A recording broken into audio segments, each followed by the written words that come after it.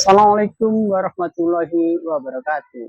Jumpa lagi di jendela opini jurnal PKSPD dengan tajuk Demokrasi dan Kemerdekaan Berpendapat. Artikel ini disajikan sebagai materi untuk forum diskusi terbuka yang digelar oleh kagetnews.com Indramayu pada hari Minggu tanggal 29 November 2025 atau Minggu siang. Demokrasi dan kebebasan berpendapat. Raja Louis XVI dengan amat sangat arogan mengatakan pada rakyatnya bahwa yang berhak mencopot mahkota di kepalanya hanyalah Tuhan. Raja Louis XVI mengklaim mahkotanya sebagai otoritas absolut Tuhan yang diberikan kepadanya. Rakyat tidak berhak menyentuh apalagi mencopot mahkotanya sebagai simbol takhta kekuasaan yang absolut bagi dirinya atas hak hidup dan kehidupan rakyatnya. Lantas apa yang terjadi? Revolusi peradaban dan kebudayaan yang paling radikal, amat sangat dahsyat sepanjang sejarah peradaban manusia modern terjadi pada tahun 1793 di Prancis. Raja Louis XVI dan Ratu Maria Antoinette, istri sang raja, kepala dan badannya dipisahkan oleh pisau gelotin di tiang gantungan di depan rakyatnya. Copotnya mahkota Raja Louis XVI tersebut menandai dan atau melatar belakangi kebangkitan kesadaran kolektif atas kesetaraan hak-hak rakyat atau yang disebut dengan daulat rakyat atau kedaulatan rakyat. Mahkota raja sebagai simbol kearogansian kekuasaan, kediktatoran, kefasisan, keotoritarianan, dan kesektarian rontok dan harus disingkirkan jauh-jauh dalam kehidupan sosial politik berbangsa dan bernegara. Revolusi peradaban dan kebudayaan tersebut merupakan titik balik kesadaran kolektif berbangsa dan bernegara, di mana sesungguhnya kedaulatan adalah di tangan rakyat, bukan di tangan sang penguasa. Revolusi peradaban dan kebudayaan tersebut memancar luas seantero jagat, berdampak luas dalam tatanan kehidupan politik, kehidupan berbangsa dan bernegara. Terpisahnya kepala raja dan ratu daripadanya menandai jatuhnya kedaulatan di tangan sang penguasa. Titik balik kesadaran tersebut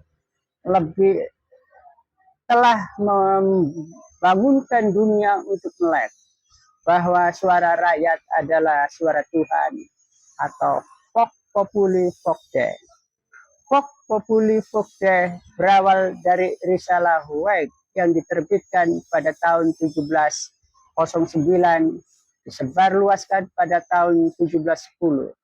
Risalah tersebut dicetak ulang dengan judul The Judgment of All Kingdoms and Nations Concerning the Rights, Power, and Prerogative of Kings and the Right, Privilege, and Properties of the People. Jejak penulisnya tidak diketahui pasti, kemungkinannya adalah Robert Ferguson atau jika bukan link Thomas Harrison, bukan Daniel Defoe atau John Summer.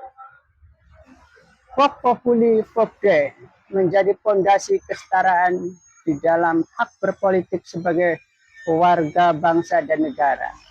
Kesetaraan dalam hak-hak sosial dan politik dalam kehidupan berbangsa dan bernegara, dan hak-hak lainnya yang fundamental, menyingkirkan hak-hak privilege atau hak istimewa atas sesamanya. Hak-hak kesetaraan dalam kehidupan berbangsa dan bernegara itulah yang menjadi konstruksi sosial dan politik yang disebut dengan demokrasi. Demokrasi berarti kedaulatan berada di tangan rakyat, seperti yang dimaksudkan dalam demokrasi itu sendiri, yang berakar filosofinya adalah suara rakyat adalah suara Tuhan. Tentu yang dimaksudkan adalah suara rakyat yang mengandung kebenaran, karena Tuhan tak pernah berbohong dan tak pernah berdusta apalagi berkhianat. Demokrasi di dalam sistem kenegaraan menyingkirkan privilege dalam kekuasaan sehingga kekuasaan tidak boleh berada di satu tangan yang absolut. Pemisahan sistem kekuasaan dalam ketatanegaraan disebut dengan trias politika atau pemisahan kekuasaan dalam kewenangan untuk mencegah terjadinya kediktatoran, kefasisan, keotoritarianan, dan kesektarianan. Dalam konstitusi kita dikenal dengan sebutan eksekutif, legislatif, dan yudikatif. Demokrasi dalam teks kesetaraan di luar konteks sosial politik, trias politika, berarti memberi jaminan dan perlindungan dalam hal kemerdekaan berpendapat. Dalam konstitusi Undang-Undang Dasar 45 memberikan jaminan dan perlindungan pada setiap orang atas hak-haknya dalam kehidupan sosial dan politik berbangsa dan bernegara. Pasal 28A hingga 28J memberikan jaminan dan perlindungan pada setiap orang dalam kesetaraan dalam hak kemerdekaan berpendapat. Pasal 28E ayat 3, setiap orang berhak atas kebebasan berserikat, berkumpul, dan mengeluarkan pendapat. Pasal 28F menegaskan setiap orang berhak mencari, memperoleh, memiliki, menyimpan, mengolah, dan menyampaikan informasi menggunakan segala jenis saluran yang tersedia untuk mengembangkan pribadi dan lingkungan sosialnya. Dalam demokrasi, hak kemerdekaan berpendapat dan berekspresi bukanlah menjadi hak monopoli golongan atau penguasa atau kekuasaan atau individu-individu tertentu. Dalam demokrasi, tafsir dan memaknai kebenaran dan keadilan bukan pula milik sekelompok orang atau golongan atau kekuasaan atau penguasa, melainkan hak setiap orang. Oleh sebab itu, kebenaran dan keadilan yang diklaim sebagai kebenaran dan keadilan dari para pemuja kekuasaan dan atau penghamba kekuasaan atau penguasa dan sekelompok orang-orang atau golongan atau individu-individu tertentu yang berada di sumbu-sumbu kekuasaan harus bisa kita uji ulang atas pembenaran tersebut, atas kebenaran dan keadilan. Pengujian ulang atas tafsir dan pemaknaan yang monopolistik tersebut dengan berbasis pengetahuan akademik, logika, dan akal waras, kejujuran dan moralitas, sehingga suara rakyat adalah suara Tuhan, bukan suara-suara rakyat adalah suara kekuasaan dan atau suara-suara pembenaran untuk kebohongan dan untuk membungkam logika dan akal waras manakala kemerdekaan berpendapat atau berekspresi tersebut berseberangan dengan kekuasaan atau penguasa. Dalam demokrasi menjadi amat sangat fundamental untuk mendudukan martabat dan marwah atas tafsir dan makna dari kritik, fitnah, hoax, pencemaran nama baik, penghasutan, ujaran kebencian, menyerang kehormatan pribadi, dan membuat kegaduhan.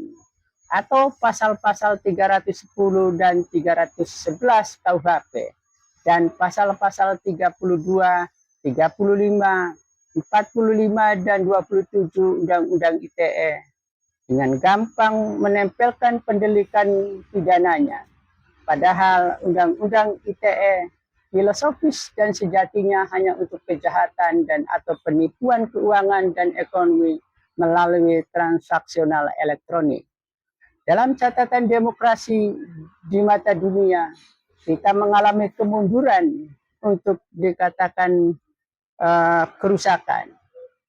Rilis Freedom House Nation in Transit pada tahun 2019 menyebutkan demokrasi kita semi demokrasi atau demokrasi sebagian atau partly free. Voice of America mencatat kualitas demokrasi kita menurun sejak 2013 yang disebut dengan fenomena eksekutif grandism atau penguatan kekuatan eksekutif. Sedangkan laporan tahunan The Economist Intelligence Unit demokrasi kita disebut demokrasi cacat atau flawed demokrasi. Berdasarkan catatan Freedom House, serangan terhadap kebebasan berekspresi semakin diperkuat oleh bentuk otoritarianisme digital yang baru dan lebih efektif. Fakta konkret tersebut bisa kita lihat dan rasakan bagaikan di negeri Adakadabra. Di negeri Adakadabra, kebenaran berpendapat dan menyatakan pendapat hanya memberikan ruang kebebasan bagi para pemuja kekuasaan dan atau penghamba kekuasaan dan bagi kekuasaan itu sendiri atau penguasa. Sehingga hasil riset atau penelitian ilmiah atau akademik pun dibungkam dan bahkan menjadi korban atas delik pidana tersebut karena menyentuh kebusukan, kebobrokan, atau fraud kekuasaan atau penguasa dan atau mereka yang berada di sumbu-sumbu kekuasaan. Kerusakan demokrasi akan berimplikasi langsung terhadap matinya kemerdekaan berpendapat atau berekspresi yang menjadi hak setiap orang yang dilindungi oleh konstitusi. Kerusakan demokrasi ditandai dengan adanya hak monopolistik menyatakan pendapat seenaknya sendiri. Yang lain tidak boleh bebas berpendapat jika tidak seirama dengan kekuasaan atau penguasa.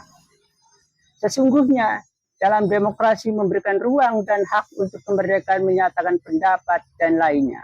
Oleh sebab itu, demokrasi harus dijaga, dirawat, dipelihara, agar demokrasi tidak rusak.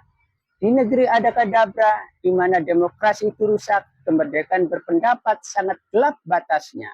Delik pidana selalu mengintai, tafsir dan pemaknaannya menjadi monopolistik absolut kekuasaan atau penguasa. Kita tidak bisa menguji ulang atas kebenaran dan keadilan yang dimaknai mereka, sehingga kebenaran dan keadilan menjadi hilang. Demokrasi ditelan elang dan gagak-gagak hitam. Di negeri Adakadabra kita tak perlu berharap karena akan ditelan kekecewaan dan kefrustasian. Bisa berpotensi menjadi stroke untuk menghindar dari pemicu radikalisasi. Untuk bisa menjumpai kebenaran dan keadilan, keberagaman kita harus tidak ateistik. Karena keberagaman yang ateistik menjadi kebenaran dan keadilan lenyap dan musnah. Singaraja, 28 November 2025. Terima kasih atas pemirsa atau yang telah menyimak materi diskusi ini. Jangan lupa like dan subscribe, aktifkan tombol lonceng sebagai bentuk partisipasi dan dukungan publik. Jika ada komentar, tuliskan di kolom komentar. Materi diskusi ini disampaikan pada diskusi terbuka bersama pagetnews.com Indramayu pada hari Minggu tanggal 29 November 2025 siang dan dengan tema pendidikan melek politik. Sekali lagi, terima kasih Anda telah menyimak, memperhatikan, dan mendiskusikannya. Wassalamualaikum warahmatullahi wabarakatuh.